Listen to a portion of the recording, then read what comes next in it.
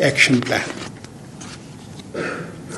In Glasgow, we increase our ambitions, presenting our revised nationally determined contribution with the target of 50% overall reduction in projected emissions by 2030. We have also committed to producing 60% of all energy from clean resources and shifting 30% of our vehicles to New Studios of Al-Waqt. This year, Pakistan presented its National Adaptation Plan. We will also be presenting our biannual update report at COP28. Our focus now is squarely on implementing our commitments. But make no mistake, for a country like Pakistan, it is a Herculean task, and we will not be able to succeed without international support. It is therefore critical that this year's COP focuses on strengthening means of implementation, capacity building, technology transfer, and climate finance for developing countries. If we are serious about implementation, provision of sufficient, predictable, grant-based climate finance by developing countries is a must. Yet progress on climate finance, to put it mildly, remains limited. Despite negotiations for years, we have failed to even agree on the basics, a definition of climate finance. Developed countries are yet to meet their commitment of mobilizing $100 billion per year by 2030. Despite discussions spanning 2 years, there is hardly any progress on the post-2025 climate finance goal. We are yet to see the promised 50-50 balance in adaptation and mitigation finance. The promise of doubling adaptation finance made in Glasgow remains just that, a promise. And we still sense resistance to operationalizing the Loss and Damage Fund for all vulnerable developing countries, irrespective of their economic status and geographical groupings. My dear friends, colleagues, distinguished guests, in addition to the strong outcomes on climate finance, let me enumerate some of our other expectations from UAE COP28. The global stocktake is a global report card of sorts, mandated under the Paris Agreement. We are all collectively expected to assess where things went wrong and how to course correct every 5 years. Success of COP28, we feel, will be defined by the outcome of the first GST, a process that has been ongoing for almost 2 years. And we will continue and will conclude in UAE. We hope its successful conclusion will provide a recipe for a global course correction through, firstly, keeping the 1.5-degree temperature goal of the Paris Agreement within reach. Developed countries must take the lead in raising global mitigation ambition, commensurate with their economic weight and historical responsibility, and then helping developing countries do the same. Secondly, effectively responding to loss and damage. This includes operationalization of a fund that is able to raise new, additional, predictable, adequate public grant-based financing. And thirdly, achieving global resilience through adaptation. Adaptation remains a critical priority for developing countries. COP28 must deliver an ambitious outcome in the form of a framework for the global goal on adaptation, with clear targets and indicators, including regular monitoring of progress. Ladies and gentlemen, climate change is a global problem that needs global solutions. If we continue to think individually as us and them, we will not be able to find those solutions. We must start thinking collectively for the future of our coming generations. Only then solutions can be and will be found. And I am confident that under the dynamic leadership of UAE, we will be able to rise above our own narrow priorities, think big, and agree on solutions that will help us save our people and our planet. I thank you all once again.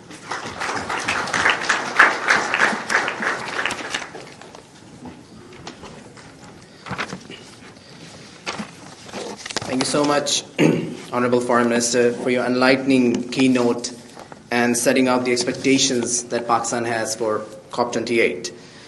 Now, before I invite our next keynote speaker, I would like to take a moment to underscore the pivotal role that the media plays in creating awareness and driving action on climate change. The media serves as a bridge between climate experts, policymakers, and the public. It has the power to inform, to educate, and inspire change.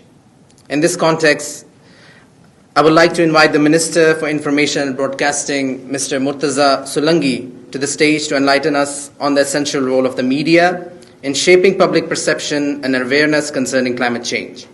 Please join me in welcoming him.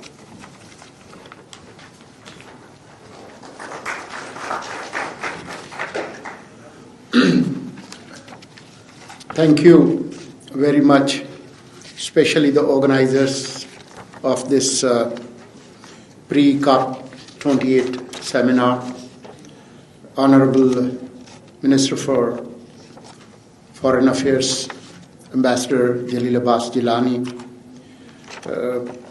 the Deputy Head of Mission of United Arab Emirates, Secretary Climate Change, dear friends. I just don't want to repeat the great speech my brother, Foreign Minister, has just made. He has raised all those important points.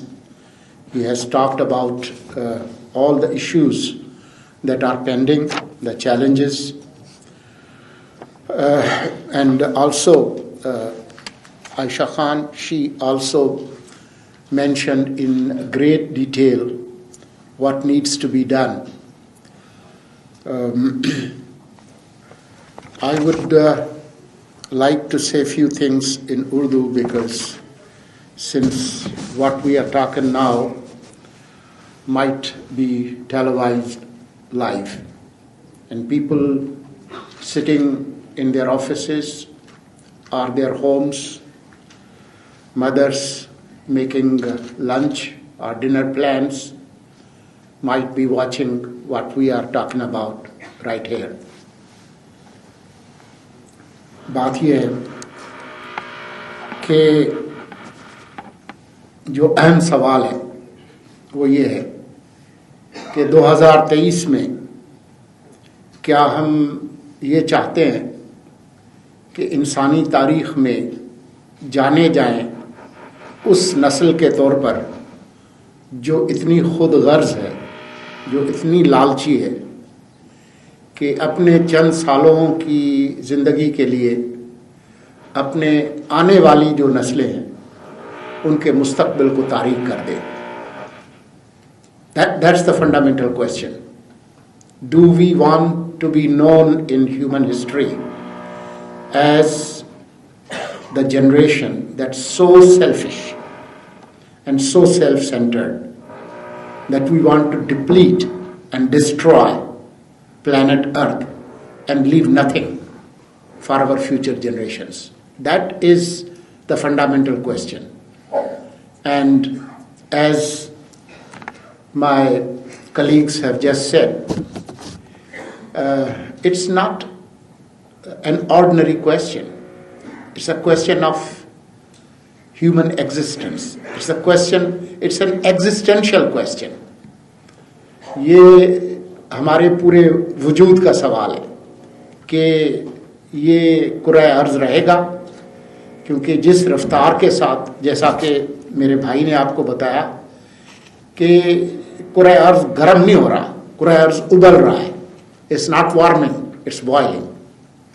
تو جو targets ہیں 1.5 centi grade کا، وہ ہم کس طرح سے حاصل کریں گے. بہت ساری باتیں ہوئی ہیں، لاس اینڈ ڈیمیج فنڈ کی، جو میٹیگیشن فائنانسنگ کی، کیا پیرس ایگریمنٹ میں ہوا اور یو اے ای میں کیا ہوگا. یہ باتیں اپنے طور پر اہم ہیں، لیکن جو اہم ترین جو بات تھی وہ میرے نوجوان دوست نے کی کہ یہ نہیں ہوگا کہ سرکار یا کوئی خاص سرکاری ادارہ یا محکمہ اس مسئلے کو ایڈریس کر سکے جب تک پورا معاشرہ اس کی اہمیت کو محسوس نہیں کرے گا اور ہم ایک کلچر جو ہے وہ تخلیق نہیں کرتے جو کہ ان چیلنجز کو سمجھے اور اس کا سامنا کرے. میں 2 مہینے پہلے وزیر بننے کے بعد جو منسٹرز کالونی ہے، منسٹرز انکلیو، وہاں شفٹ ہوا تو میں نے وہاں جو لوگ کام کرتے ہیں ان سے پوچھا کہ ہمارے پاس یہاں پر کوئی پھلدار درخت کیوں نہیں ہے. انہوں نے کہا ہاں سر نہیں ہے. تو میں نے کہا کیا خیال ہے ہم لگائیں؟ تو وہ مجھے کہتے ہیں سر آپ تو 2 مہینے کے لیے وزیر ہیں تو پھلدار درخت لگانے کا کیا فائدہ. اب یہ ایک کلچرل ایشو ہے کہ اس کا مطلب ہے کہ جو ہم درخت لگائیں گے اس کا پھل میں نہیں کھانا ہے. یہ جو سیلف سینٹرڈ مایوپک جو ایک کلچر ہے، جب تک یہ تبدیل نہیں ہوگا تب تک یہ جو چیلنج ہے کلائمیٹ چینج کا اس کو ہم میٹ نہیں کر سکتے. جب تک کلائمیٹ چینج کے حوالے سے مائیں اپنے بچوں کے ساتھ ڈنر ٹیبل پر گفتگو نہیں کریں گی، جب تک یہ معاملات اسکول کے اندر زیر بحث نہیں آئیں گے، جب تک یہ محلے کی بیٹھک میں ان پر گفتگو نہیں ہوگی، جب تک آپ کے گانوں میں، میوزک میں اس کا ذکر نہیں ہوگا، جب تک آپ کے ڈراموں میں یہ بات نہیں آئے گی، جب تک آپ کے فلم میں یہ بات نہیں آئے گی، جب تک آپ کی شاعری میں یہ بات نہیں آئے گی، جب تک آپ کے کلچر میں یہ بات نہیں آئے گی، تو یہ چیلنجز ان کا مقابلہ نہیں کر سکتے. تو آپ کو پورا جو ایک کلچرل ایکو سسٹم جو ہے اس کو تبدیل کرنا ہوگا. یہاں میڈیا کے دوست بیٹھے ہوئے ہیں، مجھے یہ بتائیں کہ کتنے نیوز رومز میں کلائمیٹ چینج کے حوالے سے اسپیشل ڈیسک ہیں، کتنے نیوز آرگنائزیشنز کے پاس ڈیڈیکیٹڈ ٹیم آف رپورٹرز ہے جو صرف کلائمیٹ چینج اور اس سے منسلک جو معاملات ہیں ان کو دیکھتے ہیں. یہ ایک اہم سوال ہے. جب تک، اور آپ یہ دیکھیں کہ فیشن کے حوالے سے، کلچر کے حوالے سے، ہم جیسے نام نہاد نیوز میکرز جو بھاشن دیتے ہیں صبح سے شام تک، اس کے لیے اتنے کیمرے موجود ہیں. جو انسانی وجود کا معاملہ ہے، جو ہیومن ایگزسٹنس کا اور اس پورے پلینٹ کے ایگزسٹنس کا ہے، اس پر ہم نے کتنے ریسورسز ایلوکیٹ کیے. یہ سوال ہمیں ایک میڈیا پرسن کے طور پر خود بھی پوچھنا چاہیے. ابھی میری جو director news and current affairs ہیں پی ٹی وی کے، ان سے بات ہو رہی تھی. کل ہم پاکستان ٹیلی ویژن میں special desk on climate change کو اناگوریٹ کریں گے with special team of reporters, جن کا کام صرف اور صرف یہ ہوگا. بہت اہم باتیں کی ہیں عائشہ صاحبہ نے اور میرے دوستوں نے. دیکھیں یہ جو سوالات ہیں نا، گورننس کے، جمہوریت کے، مقامی حکومتوں کے، امن کے، یہ تمام معاملات ماحولیاتی تبدیلی کے ساتھ جڑے ہوئے ہیں. خدا نہ خواستہ اگر ہمارا کسی پڑوسی ملک کے ساتھ کوئی جنگ، کوئی کانفلکٹ ہو، تو ہم اپنے ریسورسز جو ہے وہ ادھر شفٹ کریں گے یا کلائمیٹ چینج پہ کریں گے. جو کچھ آپ نے پیسے رکھے ہوں گے وہ کہیں اور ڈائیورٹ کریں گے. آپ کے خیال میں جو یوکرین کا کانفلکٹ ہے وہ کلائمیٹ چینج کو افیکٹ نہیں کر رہا؟ بالکل کر رہا ہے. आपके ख्याल में अभी ये नवंबर का महीना है और स्मॉग पंजाब के अंदर आना शुरू होता है और लो विजिबिलिटी है, flights, communication, everything is affected. तो जो स्मॉग अगर इंडिया से आती है तो वो हमसे कोई वीजा लेकर आती है। जब सैलाब आता है, जब फ्लड्स होते हैं, तो एक हद तक आप पानी रोक सकते हैं। तो these issues are the issues of entire human existence. So without cooperating and working with each other, we cannot address these existential issues. Pakistan क्या अलग कोई साइलो नहीं है प्लेनेट अर्थ पे, न अफगानिस्तान का है न किसी और मुल्क का है। It's an interconnected world. तो ये सारी चीजें जुड़ी हुई हैं, हमारी लिटरेसी, हमारी लोकल गवर्नमेंट, हमारा स्टेट क्राफ्ट, हमारी जमहूरियत, ये तमाम चीजें जो है वो इसके साथ जुड़ी हुई हैं। तो मैं सिर्फ यही कहूँगा कि जितनी ये ठीक है कि जी हम बहुत वल्नरेबल मुल्क हैं, हम इस तबाही को लाने में हमारा बहुत बड़ा किरदार नहीं है, लेकिन हम उससे सबसे ज़्यादा मुतासर हो रहे हैं। ये ठीक है, मजलूम होना और ये सोच होना ठीक है, उसकी अपनी अहमियत है, लेकिन क्या हमारे पॉलिसी मेकर्स इस इशू को उस लेवल पे एड्रेस कर रहे हैं? ये सवाल मैं खुद भी सोचता हूँ कि शायद हम बहुत कम कर रहे हैं, हमें बहुत ज़्यादा करने की ज़रूरत है।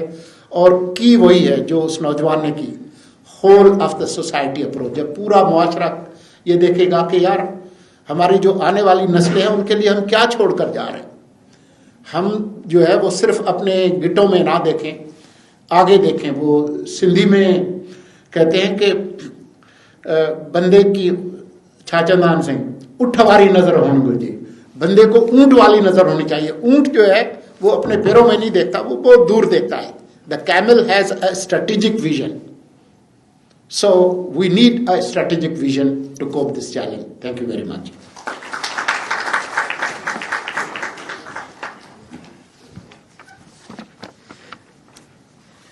Thank you, Minister. Wonderful keynote, and I think everyone congratulates you for inaugurating the climate desk at PTV. It's a fantastic first step. So now it's my privilege to invite Secretary of the Ministry of Climate Change and Environmental Coordination, Mr. Asif Haider Shah, to the stage. Mr. Secretary played a pivotal role at COP27, contributing to Pakistan's significant achievements in Sharm el-Sheikh. Please join me in welcoming. Thank you very much. Organizers, Honorable Minister of Foreign Affairs, Minister Information, Excellency Rashid Abdur Rahman, UAE Embassy, Imran Khan Saab, US Embassy Islamabad, distinguished guests, friends from media, ICR Senior Sohail Mahmood Saab. We learned the tricks of the diplomatic trade from him for a long time. Good morning and Assalamu Alaikum. I thank the organizers for arranging today's seminar. Let me just tell you, Aisha Khan Saiba was the first person I met last year when I landed in the Ministry of Climate Change. She is passionate, focused, she knows her job, and always supportive. CSCCC, unlike UNFCCC, is very prompt in responding to anything we ask for, so I thank her. A lot has been already said about climate change, and Minister of Foreign Affairs gave a detailed account of Pakistan's expectation from COP28. Last year, we had unprecedented floods, displaced almost 1/3 of Pakistan's population. We suffered an economic loss of nearly $30 billion US. This year, we had floods again of moderate magnitude, displacing 400,000 people.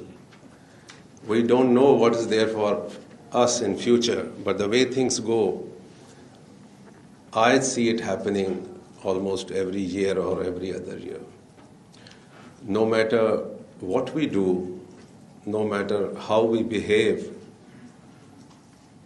our glaciers up north will continue behaving in an erratic manner, making water as our biggest problem.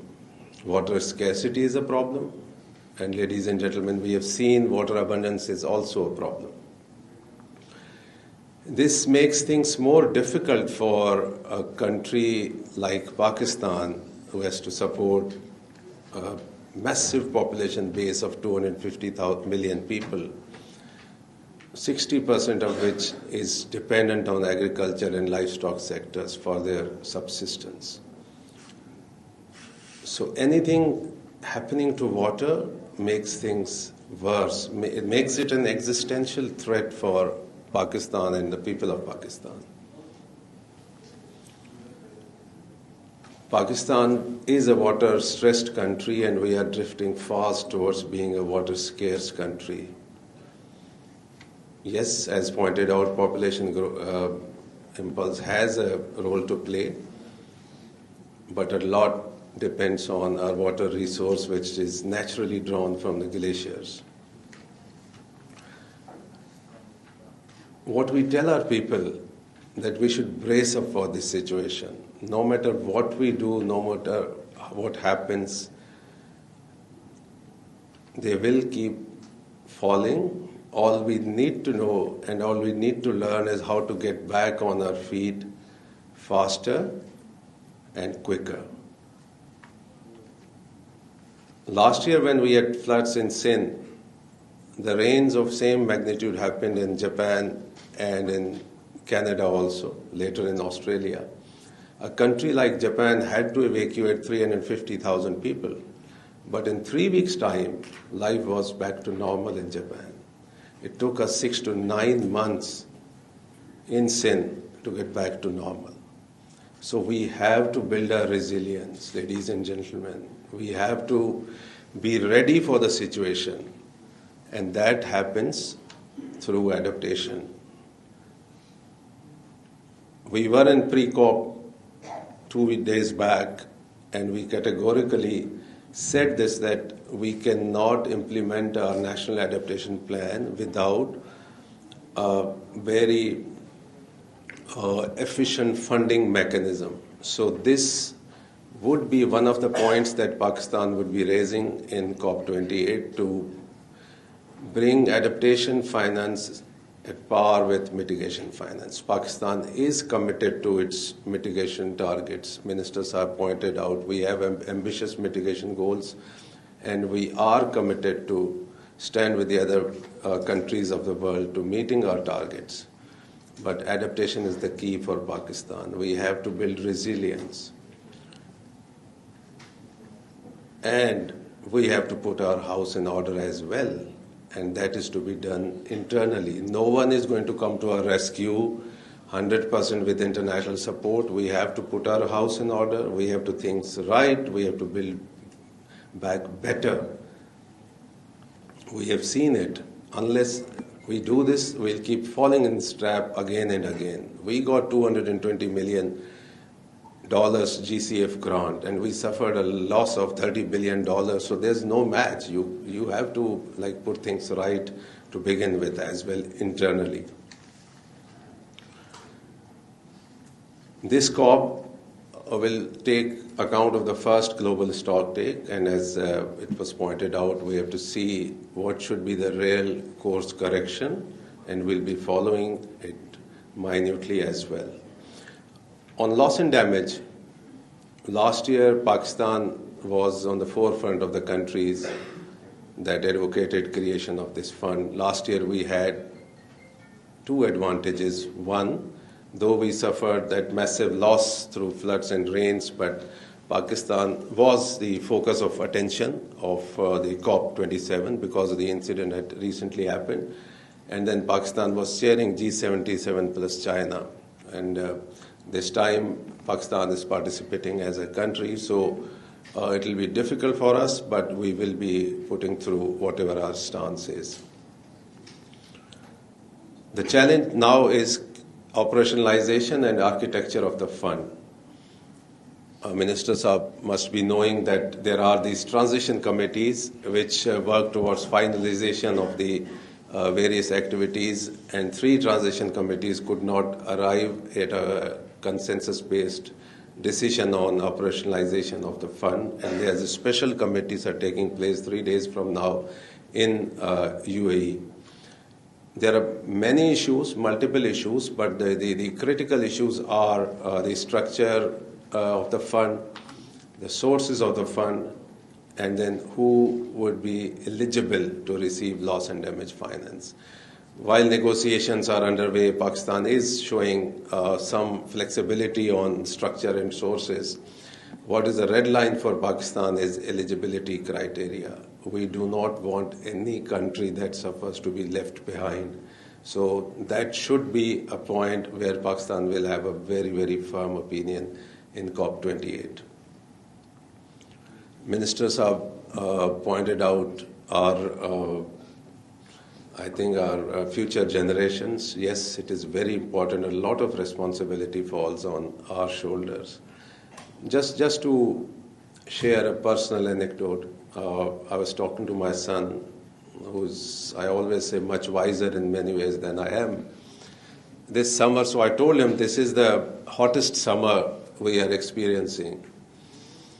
And he was like, no, starting today, this is the coolest summer we are living. The summers to come are going to be worse, so let's live it. So our generation is losing hope. And our message to COP president was that let us not let this hope break.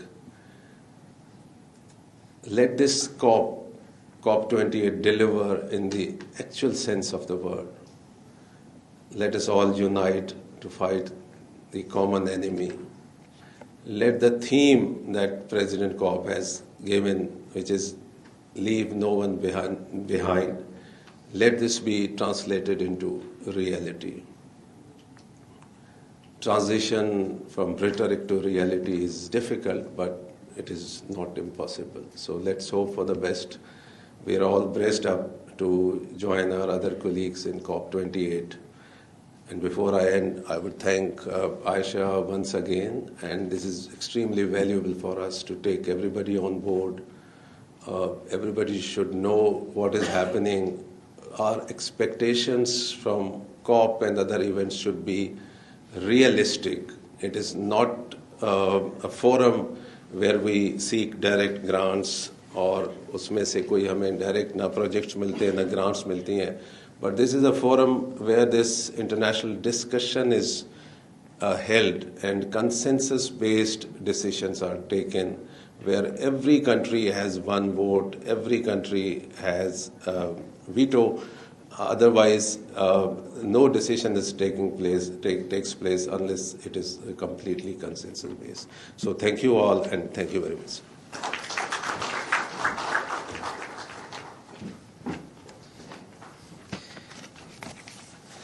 Thank you, sir, so much for sharing Pakistan's position that Pakistan will be taking to COP28.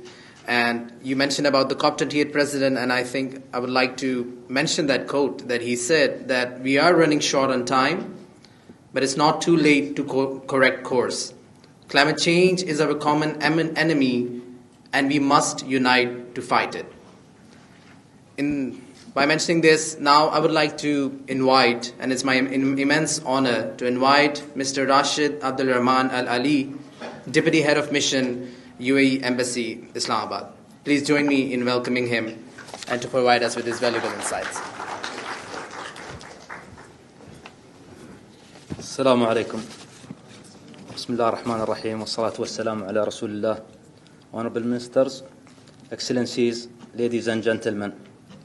It's an honor to be here at this distinguished gathering organized by the Civil Society Coalition for Climate Change in Pakistan to address the pressing challenges posed by climate change. I would like to extend my thanks and gratitude to the CSCCC for this platform, and I would like to commend Government of Pakistan, local organizations and civil societies